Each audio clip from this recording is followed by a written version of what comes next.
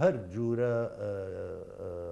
شرین قریش بکارتینه شرین قریش بکارتینه یک جیجی اف آوا و شوازی بالا فرن به طیار يعني درونا كارتينه اف درون وقتی کارتینه نتنه بریاراوی باوری آمده چافگرتن جیجی هی چافگرتن جیجی هی جبر اف ده عزمانی روش آباده ده عزمانی باشور ده دفرن لباشور داد کبن بسده کیلومترا داد کبن يعني داد کبن حتى شنغالي داد کبن حتى مخمور داد کبن هرمین سلیمانیه البيدا الروجافا جيدا كتن حتى سينوري باجاري حسكي يعني اف تشاف قرتنك جالي روسا امريكا بتنبا ازنابم بأري كرناوان لي تشاف قرتنك جي هي يعني تركي اردوغان نكاري بو حتى بي استي درباس وقتی او درفته گو شرکی فرا ایریشک فرا پیک بینه ایریشک داگرکریه پیک بینه نابینه روشا يعني دولتين هرمي روشا ناف دولتي ري نادي ايدي فان اوين قريش دخوازي يعني اولهية هرمي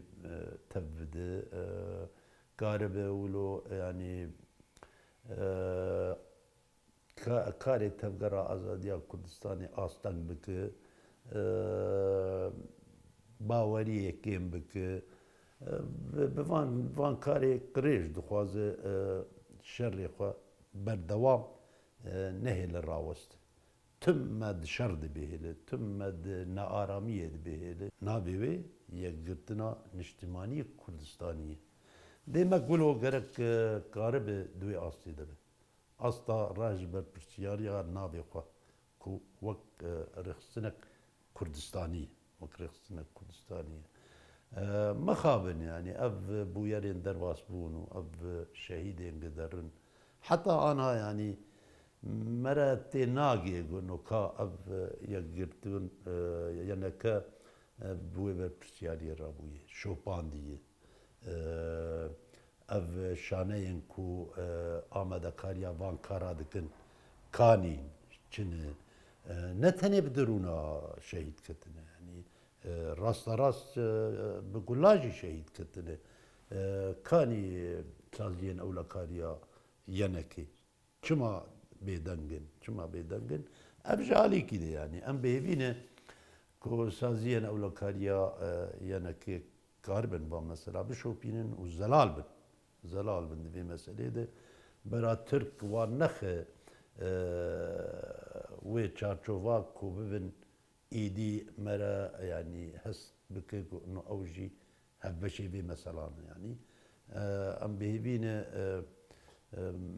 افكش انا زلال بن بين خويا كرن وبي خويا كرن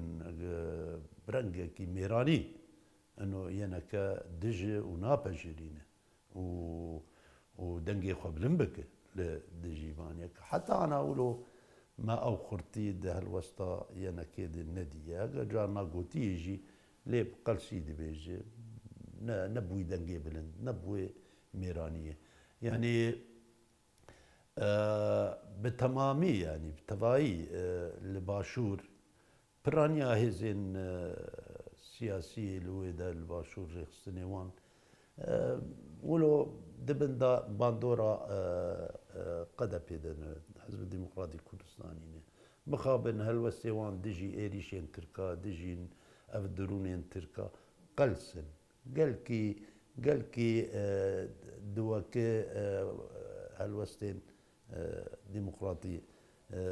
كردستاني ثاني بلكي هرما سليمانيه دمك دو دريج نولو بو يعني دوان هرما دجي هناك يقولوا وك ازاديك تفقر هبو يعني تفقر حكي دلفيا يعني قالك قفل وان هاتن خوارن آلي تركابه مرا دبیقی یعنی بانگفین ترکا و چابسورین ترکا هنکی باندور آخوا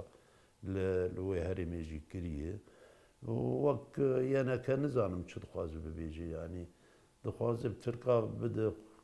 ناسکردن و ئەو نەگەلکی دژیوان کارێوانن چییە نابێ ینی دەبێ ژڕایە گشتیرە بدەن خویاکردن ینی